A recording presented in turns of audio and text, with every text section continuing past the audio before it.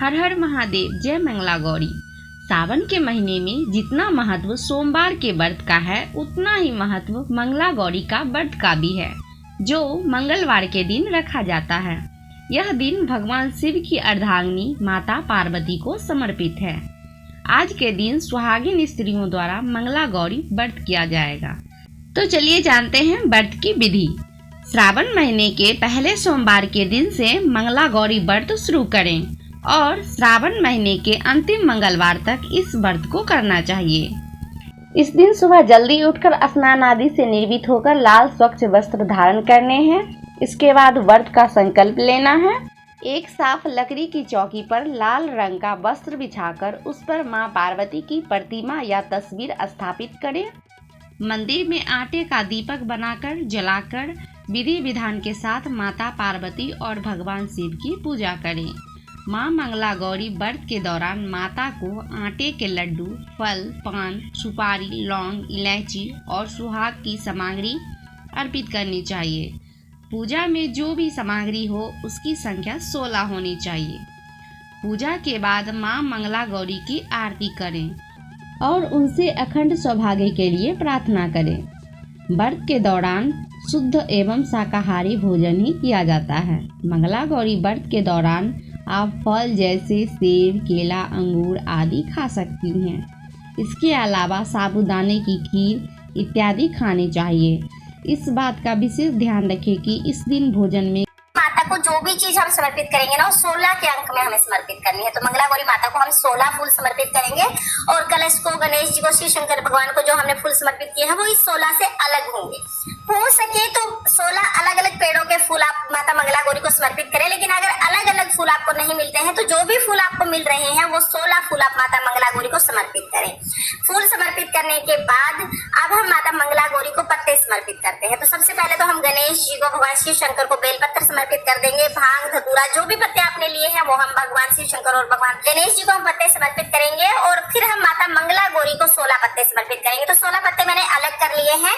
देखिए, हो सके तो 16 अलग अलग पेड़ों के पत्ते ले, कोई भी साग सब्जी फल फ्रूट कोई भी पत्ते आप ले सकते हैं किसी भी पेड़ के। और अगर 16 पेड़ आपको नहीं मिल रहे हैं तो आप जैसे 8 पेड़ मिल रहे हैं तो 2-2 पत्ते ले लीजिए, 16 हो जाएंगे। 4 पेड़ मिल रहे हैं तो 4-4 पत्ते ले लीजिए। टोटल हमें 16 पत्ते लेने हैं। तो देखिए, 16 पत्ते मैंने माता मंगला गौरी को समर्पित किए हैं।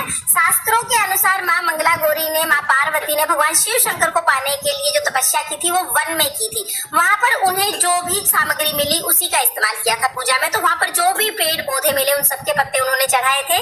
इसीलिए मंगला गौरी व्रत में आप कोई भी पेड़ हो, साग सब्जी फल फ्रूट, किसी भी पेड़ के पत्ते और फूल माता मंगला गौरी को चढ़ा सकते हैं। तो जो भी पत्ते आपको मिल जाए आप वो ले लीजिए।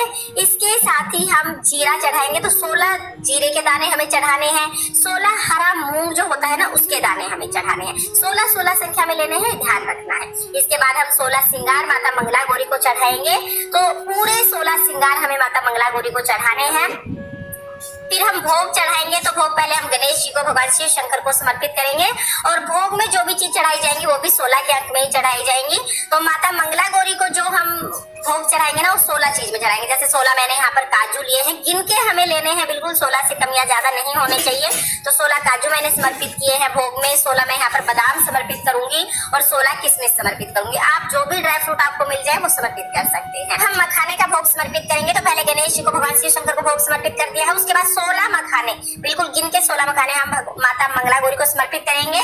और फिर हम 16 चम्मच, मैंने यहाँ पर हलवा लिया है, आटे का हलवा बनाना है और 16 चम्मच हलवा हम माता मंगला गौरी को समर्पित कर देंगे। इसके बाद 16 फल मैंने लिए हैं, ये फल हम समर्पित कर देंगे। फिर जल समर्पित किया है और दक्षिणा हमें जरूर समर्पित करनी है, क्योंकि दक्षिणा पूजा में रही कमियों को पूरा करती है। उसके बाद धूप दीप दिखाएंगे और माँ मंगला गौरी को जो हमने श्रृंगार का सामान चढ़ाया है ना, उसी में से सिंदूर लेकर हम माँ मंगला गौरी को सिंदूर लगा देंगे। काजल हमें उसी में से लेकर माँ मंगला गौरी की आंखों में काजल लगा देना है और बाद में फिर ये सामान हम उसी में रख देंगे, जो हमने सामान लिया था ना उसी में रख देंगे। इसके बाद हमने मेहंदी ले ली है।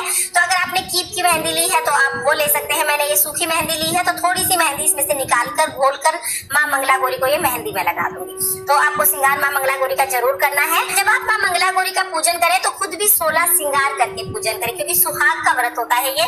थोड़ी सी मेहंदी फिर हम अपने हाथों पर भी लगा लेंगे और इसके बाद फिर हम कथा सुनेंगे। तो माँ मंगला गौरी की व्रत कथा सुनने के लिए अपने हाथों में चावल के या फूल ले लीजिए। आप खाली हाथ कथा नहीं सुनते हैं तो या तो चावल फूल कुछ भी अपने हाथों में लेकर फिर हम माँ मंगला गौरी की व्रत कथा सुनेंगे। व्रत कथा का वीडियो आपको अलग से चैनल पर मिल जाएगा, क्योंकि यहीं पर मैं कथा सुनाऊंगी तो बहुत लंबी वीडियो हो जाएगी। कथा सुनने के बाद जो चावल लिए हम माँ मंगला गौरी को समर्पित करेंगे।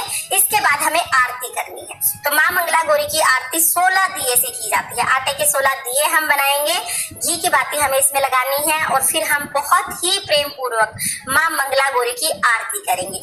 तो 16 दिए थाली में लेकर अब मैं माँ मंगला गौरी की आरती कर लूंगी।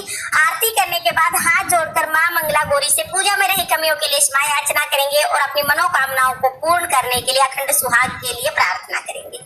इस तरह से हमारी माँ मंगला गौरी की पूजा पूर्ण होती है। हर मंगलवार को, जो सावन के मंगलवार आएंगे तब हमें इसी तरह से पूजन करना है। और देखिए माँ मंगला गौरी की व्रत की जो ये चौकी है ये अगले दिन उठाई जाती है। तो पूजा करने के बाद जो जल का लोटा है वो आप सूर्य देवता को अर्घ दे दें। और जो चौकी है वो कल कैसे उठानी है इसका वीडियो भी आपको चैनल पर मिल जाएगा, उसका लिंक मैं आपको डिस्क्रिप्शन में दे दूंगी, आप वहां से देख लेना। देखिए माँ मंगला गौरी के व्रत बहुत ही विधि विधान से किए जाते हैं। तो व्रत में जो सामग्री है उसकी तैयारी आप एक दिन पहले ही कर लें।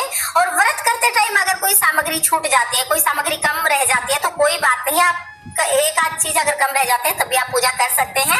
लेकिन जब उद्यापन करेंगे तो संपूर्ण सामग्री का होना अनिवार्य होता है।